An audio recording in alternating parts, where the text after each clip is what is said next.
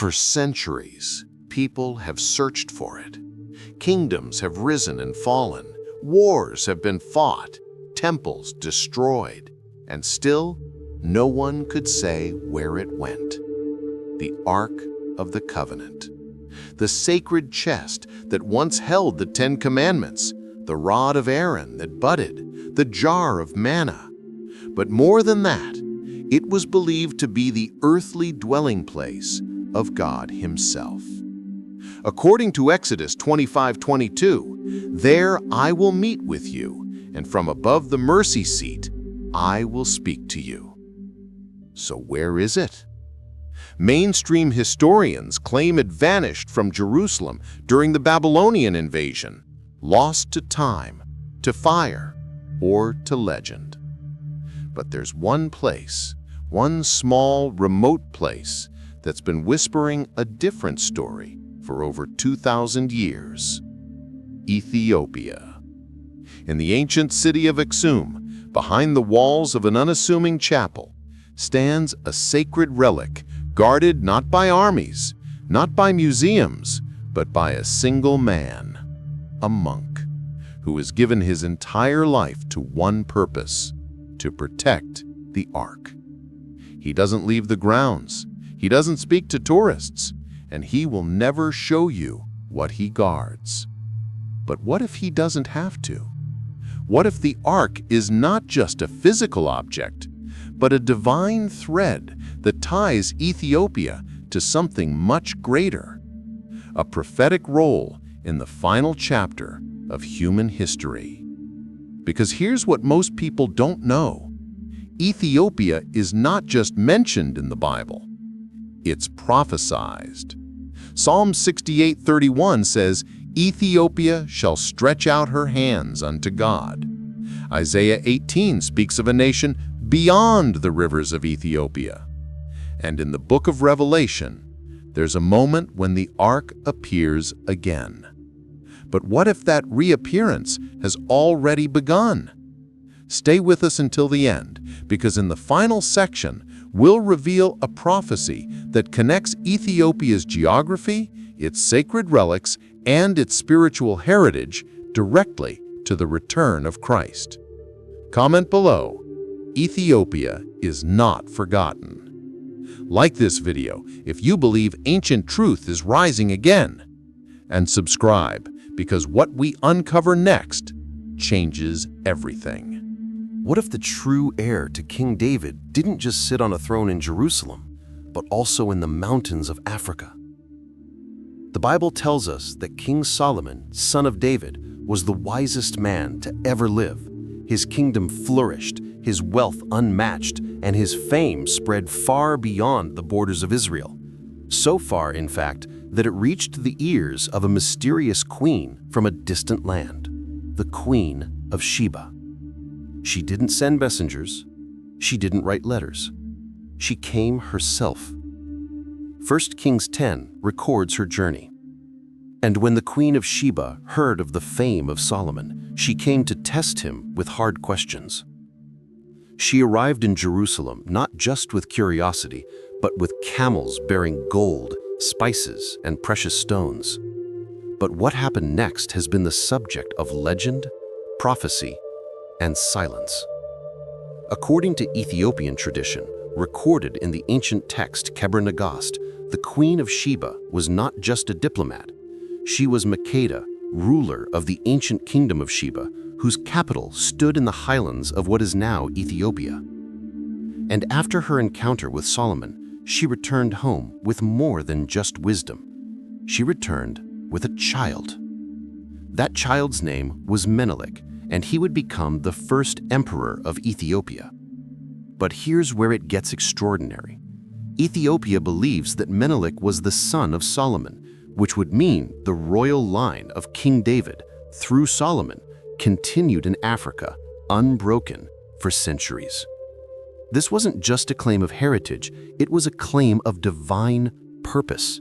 Because according to biblical prophecy, the Messiah was to come through the line of David, and many believe that line ended in Israel long ago. But what if it didn't? What if God, knowing the trials and exiles to come, preserved the messianic lineage in a land untouched by Roman conquest? Hidden, waiting, honored. In the West, this story is seen as folklore, but in Ethiopia, it's spiritual history.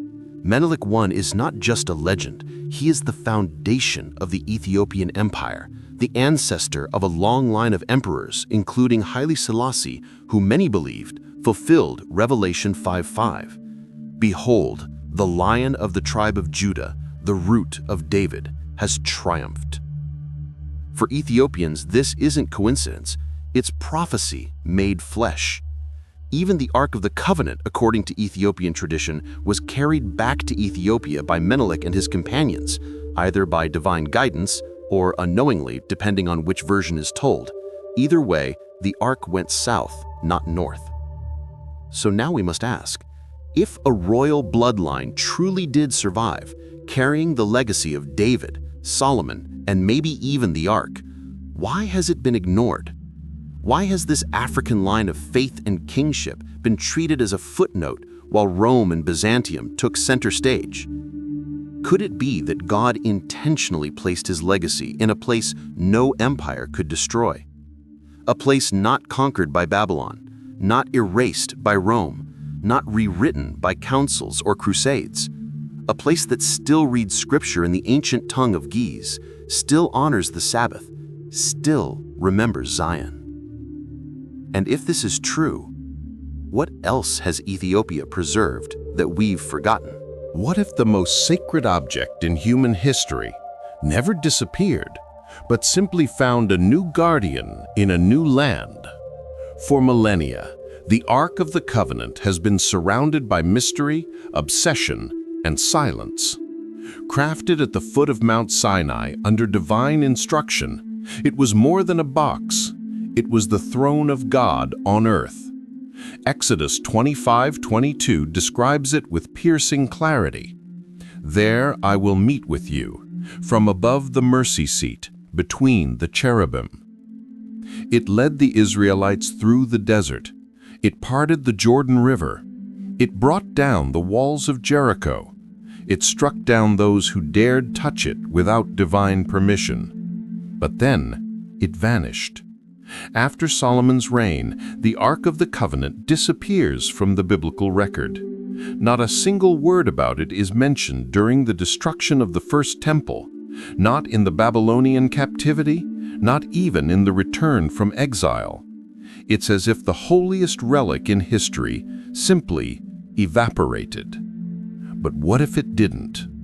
According to Ethiopian tradition, the Ark didn't vanish, it was taken. Not by thieves, not by conquerors, but by the son of Solomon himself, Menelik I. The story goes like this. When Menelik visited his father Solomon in Jerusalem, he was accompanied by young priests and nobles from Ethiopia. Before returning, it said the ark was either gifted to him by Solomon in a prophetic moment or taken with divine permission while Solomon slept under heaven's watch. Whatever version you believe, the result is the same. The Ark of the Covenant was carried out of Israel and into Africa. And where did it go? To the city of Axum, one of the oldest continuously inhabited places on earth and the ancient capital of the Ethiopian Empire. Today, it is believed that the Ark still rests in the chapel of St. Mary of Zion, guarded day and night by a single monk known as the Guardian of the Ark.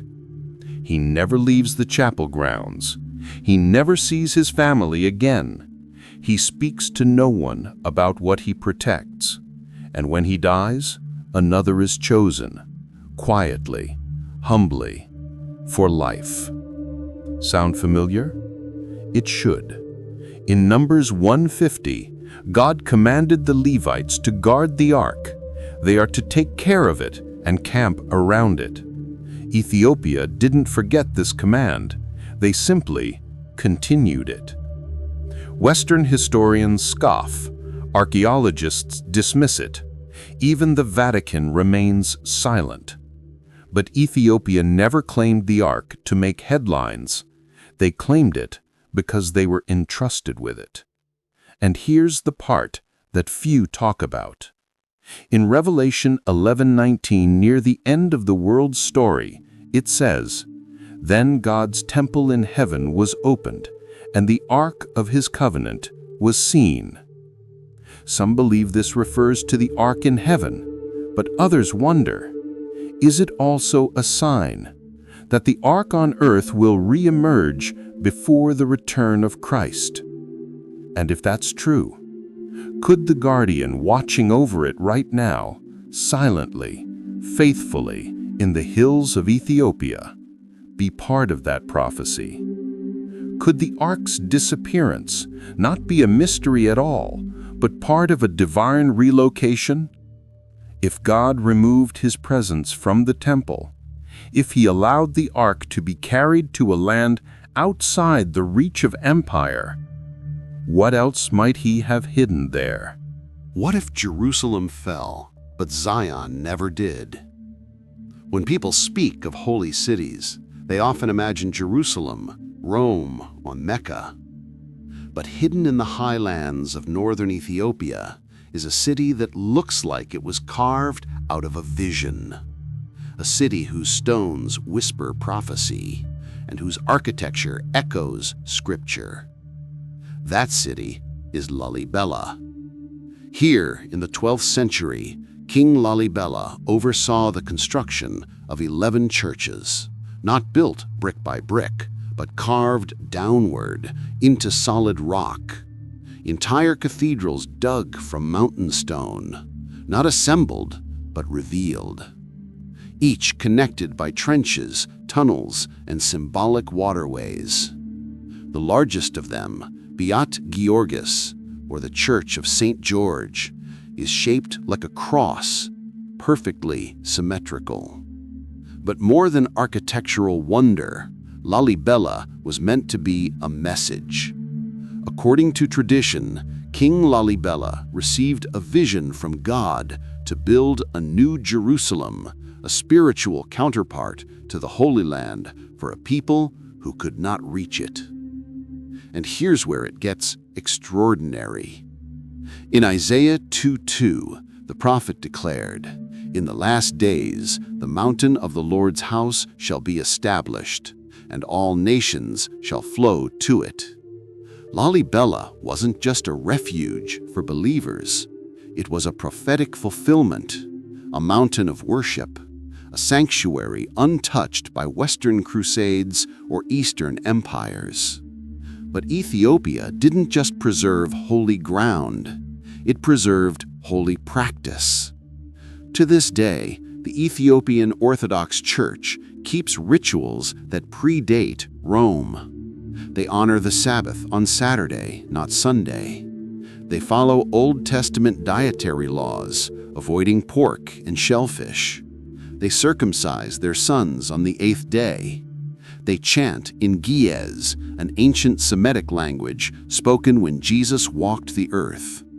This isn't just tradition, it's continuity, a living bridge between the Old Covenant and the New. While Christianity in the West often adopted to empire, Ethiopia remained rooted in Edenic memory, a faith uncolonized, a church unmoved, a Zion that never bowed. Even during times of persecution, Ethiopia became a refuge, not just physically, but spiritually. According to Jeremiah 38, it was an Ethiopian eunuch who rescued the prophet Jeremiah from certain death. According to Matthew 2, Ethiopia is believed to be where the Holy Family fled when escaping Herod's massacre. It seems that whenever God needed to protect something sacred, he sent it south. So the question becomes, if Ethiopia was never meant to be just a safe place, but a planned sanctuary, a place where sacred tradition could be preserved across millennia, what else might God have planted there, waiting to be rediscovered? What if the final battle for the soul of the world doesn't begin in the Middle East, but just south of it, in the Horn of Africa? When we talk about end-time prophecy, most eyes turn toward Israel, Iran, Russia, or the Euphrates River. But tucked inside some of the most mysterious chapters of the Bible are references to a land many have overlooked. A land not just ancient, but chosen: Ethiopia. It appears under its ancient name, Cush, and it's not a minor footnote. It's present in some of the most apocalyptic prophecies in Scripture. In Ezekiel 38:5, we read about an alliance of nations that will rise against the people of God in the great final battle known as Gog and Magog. Among those nations, Persia, Cush, and Put will be with them. Cush, the biblical name for Ethiopia. But how could Ethiopia, home of the Ark, land of refuge, the spiritual Zion of Africa, stand with the enemies of God? Well, that's where it gets complicated. Some scholars believe that Cush in prophecy doesn't only represent modern-day Ethiopia, but a broader alliance across the African continent, possibly stretching west and north into Nubia and the Sahel. Others argue that Cush's inclusion doesn't imply betrayal, but strategic positioning. Ethiopia may stand at a crossroads during the end times, caught between powers, yet still fulfilling prophecy in ways we don't yet understand. In Daniel 11:43, a chilling line appears. He will gain control of the treasures of gold and silver and all the riches of Egypt, with the Libyans and Cushites in submission. Many researchers wonder, could this reference to treasures include not only material wealth, but sacred relics? Could it refer to the Ark of the Covenant, long rumored to be hidden in Axum? If so, Ethiopia may not just appear in prophecy, it may become the most contested spiritual zone on the planet. And what makes this even more relevant is geography. Ethiopia controls one of the most important maritime routes in the world, the Bab el-Mandeb Strait at the entrance to the Red Sea. If the kings of the East are to move westward, as Revelation 16:12 foretells, they would pass through Ethiopian waters. Add to this the region's rising geopolitical tensions, foreign militaries building bases, international interest in Ethiopia's energy and water control, and rising ethnic divisions, and suddenly, ancient words feel like breaking news. Isaiah 18 paints a cryptic picture. Woe to the land shadowing with wings, which is beyond the rivers of Ethiopia, that sends ambassadors by the sea. Some interpret this as a warning. Others see it as protection. Ethiopia playing a strategic, even divine role in shielding or warning God's people in the end. But whichever view you hold, one thing is certain. Ethiopia is not a bystander in the last days. It's not just a backdrop, it's a player with prophecy written into its soil. So if Ethiopia stands at the center of the world's final conflict, what happens to the faith it has guarded for thousands of years? Will the Ark remain hidden, or will it be revealed? Will this last Zion fall, or rise with fire? What if the most ancient form of Christianity isn't buried in the ruins of Rome, but alive, chanting, and glowing by candlelight in the mountains of Ethiopia? In a world rushing forward, digitized, secularized, commercialized, there's one nation that never let go of its spiritual anchor. One nation where people still rise before dawn to pray in stone-hewn churches, where monks still walk barefoot across highland trails to study manuscripts by oil lamp, where scripture is not just read, but chanted, memorized, and lived. That nation is Ethiopia. And what's happening there right now isn't just cultural, it's prophetic. In Psalm 68:31, we read, "Ethiopia shall soon stretch out her hands unto God. Not might, not used to, but shall, a promise echoing through time." And if you look at the map of Christianity today, you'll see it.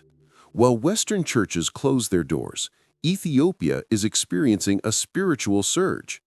Its Orthodox Church remains one of the largest in the world, with millions still fasting, still honoring the Sabbath, still guarding the Ark of the Covenant, not as museum curators, but as witnesses to living prophecy. This isn't new. In Acts 8, long before Paul reached Europe, an Ethiopian eunuch was baptized on the desert road, becoming one of the first Gentiles to accept the gospel. He returned home not just a believer, but a seed of revival. That seed never died. From the mountains of Axum to the manuscripts of Kebra to the global movement of the Beta Israel and Rastafarian diaspora, Ethiopia has quietly been carrying the torch of faith when much of the world let it flicker. The Beta Israel, descendants of ancient Jews in Ethiopia, kept the Torah, celebrated Passover, and prayed toward Jerusalem, despite being cut off from the rest of the Jewish world for centuries. Their rediscovery in modern times and the dramatic airlift of thousands to Israel in Operation Solomon shocked the world. But to Ethiopia, it was just another chapter in a very old book. And then there's the Rastafarian movement. Though often misunderstood, it placed Ethiopia at the center of global spiritual consciousness. To millions, Ethiopia became Zion, the Holy Land to return to, not in theory, but in spirit. Even the language matters. Gaze, still used in liturgy, is older than Latin, older than Arabic. It connects directly to ancient Hebrew and Aramaic. To pray in gaze is to speak in echoes, echoes that once rose from Solomon's temple. So ask yourself, if this one nation, long ignored by global empires, has preserved so much, its rituals, its sacred tongue, its ark, its faith, what does that say about its role in the days ahead? And more personally, if Ethiopia has stretched out her hands to God, what about us? What if God didn't hide his final message in the Vatican or behind walls of academia, but in a chapel no one can enter, in a country most people overlook? There's a story unfolding, and Ethiopia is not on the sidelines. It's not watching history happen. It's been holding the evidence of God's plan in plain sight, waiting for the rest of the world to catch up. From the bloodline of Solomon and Sheba to the Ark of the Covenant resting in Axum, from churches carved into stone to scriptures sung in the language of angels, Ethiopia has preserved what others forgot. But this story isn't about the past anymore. It's about what comes next.